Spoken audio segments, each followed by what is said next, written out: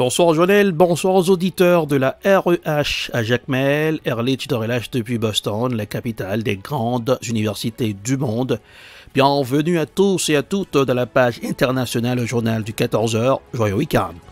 Irak, début de la visite historique du pape François. Le souverain pontife va parcourir plus de 1400 km à travers le pays dans un voyage de 3 jours, placé sur haute sécurité sécuritaire et sanitaire. Voici un reportage signé Euronews. Assez de violence, d'extrémisme, d'intolérance. Voici les premières déclarations du pape François en Irak. Le souverain pontife a atterri ce vendredi à Bagdad, où il a été accueilli par le Premier ministre Mustafa al-Kazemi. Après 15 mois sans déplacement, le pape se dit content de reprendre son bâton de pèlerin. Ce voyage de 3 jours se fera au pas de course et sous très haute protection, à la fois en raison de la situation sécuritaire du pays, mais aussi de la crise sanitaire à laquelle l'Irak n'échappe pas. Les autorités ont d'ailleurs annoncé un confinement total pour la durée de la visite pontificale. Reste la dimension historique de ce déplacement. Le pape François est le premier chef de l'Église catholique à se rendre en Irak. Après un entretien avec les dirigeants politiques, il ira à la rencontre des différentes communautés chrétiennes du pays. Mais parmi les moments fort attendus, il y a aussi ce samedi à Nadjaf, la rencontre pour la première fois avec le grand ayatollah Ali Sistani, plus haute autorité chiite d'Irak. Le pape François va parcourir plus de 1400 km par les airs pendant cette visite inédite et au programme très intense. Il va se déplacer de Najaf à Our, à Bagdad, jusqu'au nord du pays, dans la plaine de Ninive, à Mossoul, à Karakosh et ensuite à Erbil. Ce sera une visite symboliquement très importante et soumise à des mesures de sécurité très intenses pour la deuxième vague de Covid-19 que l'Irak traverse en ce moment et aussi pour les conditions sécuritaires du pays qui s'améliorent mais qui ne sont toujours pas optimales. Alors à Washington, la capitale fédérale américaine, menace persistante à Washington. La police du Capitole veut renforcer la sécurité 2 mois de plus. Alors que les craintes sécuritaires demeurent, la police du Capitole veut prolonger la mission de la garde nationale pour 2 mois supplémentaires. Reportage Euronews. Derrière ce calme apparent, une certaine tension régnait jeudi à Washington.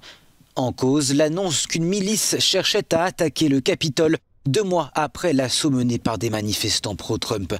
Une partie de la mouvance complotiste QAnon accorde en effet une importance symbolique au 4 mars, date à laquelle les présidents américains prenaient leurs fonctions jusqu'en 1933.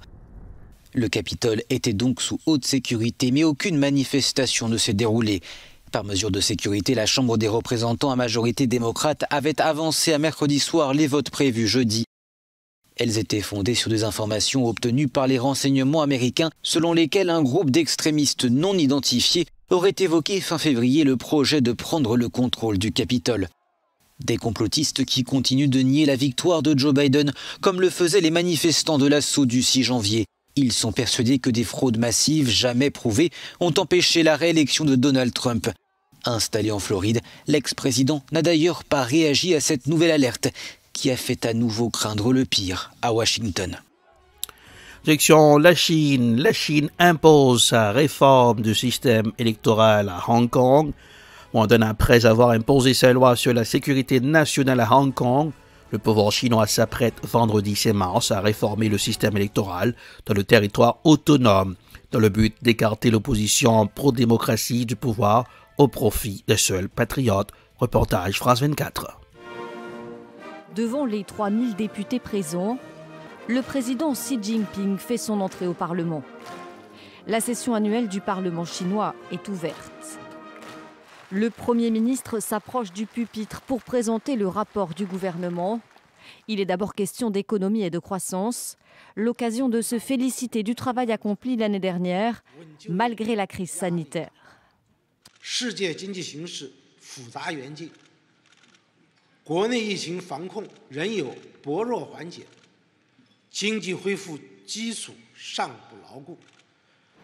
Autre enjeu de cette réunion, Hong Kong, avec une nouvelle proposition de loi pour réformer son système électoral. Pékin veut imposer un contrôle renforcé des candidats aux élections législatives dans l'ancienne colonie britannique. Objectif, rendre impossible l'élection de personnes critiques envers le gouvernement chinois.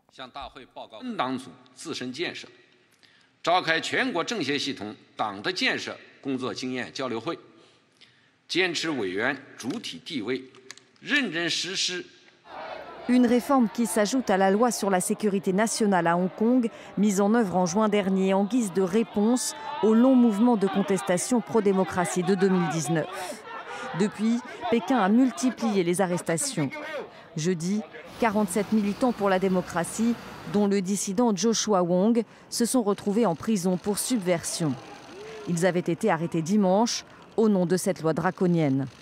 Des arrestations qui ont relancé l'inquiétude à l'étranger sur la répression chinoise dans le territoire.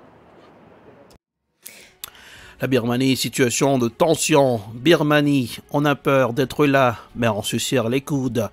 Les militants pro-démocratie sont toujours mobilisés en Birmanie. En dépit de la répression de la junte, une réunion du Conseil de sécurité de l'ONU est prévue ce vendredi. Reportage Euronews. De nouvelles manifestations pro-démocratie étaient organisées ce vendredi en Birmanie. Des rassemblements et des marches dans plusieurs villes du pays, comme ici à Dawei. La police a tiré des gaz lacrymogènes pour disperser les protestataires. Ces manifestants dénoncent le coup d'État perpétré il y a un mois et qui s'est traduit entre autres par l'arrestation d'Aung San Suu Kyi, qui était à la tête du gouvernement civil renversé par la junte. Mais en face, les militaires semblent bien décidés à écraser ce mouvement de protestation. Au moins un manifestant est mort ce vendredi à Mandalay après avoir reçu une balle dans le cou. Ce décès s'ajoute aux dizaines d'autres enregistrés depuis le début du soulèvement. L'ONU avance le chiffre de 54 civils tués depuis le coup d'État. Mercredi aura été la journée la plus sanglante avec 38 personnes tuées. La violence de la répression ne semble pas entamer la détermination des militants pro-démocratie qui tentent de se structurer pour contrer la progression des militaires. Ce jeune homme fait partie des frontliners.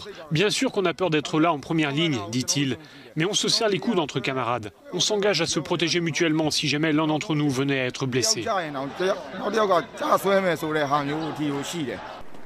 Ce vendredi, le Conseil de sécurité de l'ONU se réunit à New York pour évoquer la crise birmane.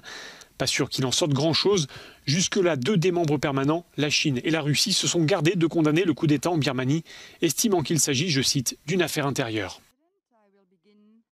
Avant de fermer la page internationale du journal de 14h, destination le continent africain, principalement au Sénégal. Arrestation de Ousmane Sonko au Sénégal après 2 jours de violence.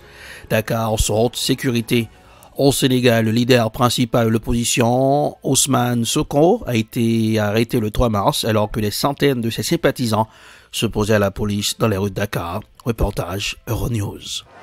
À 44 ans, Ousmane Sonko s'est forgé une image de candidat anti-système. Sa cible préférée, la classe politique qu'il estime corrompue et vendue aux intérêts étrangers. Un combat qui séduit des militants toujours plus nombreux parmi les jeunes.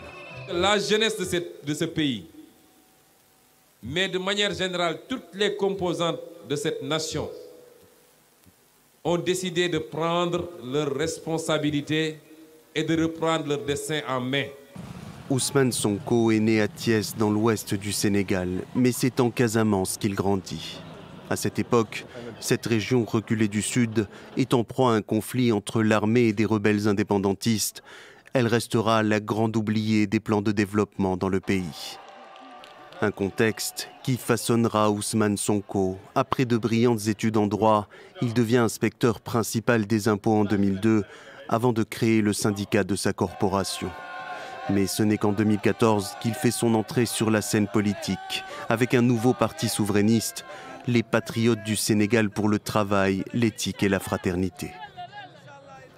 Puis tout s'accélère en 2016, lorsqu'il s'érige en lanceur d'alerte en multipliant les accusations de corruption contre le président Macky Sall et son frère Alioune Sall à la tête d'une compagnie pétrolière.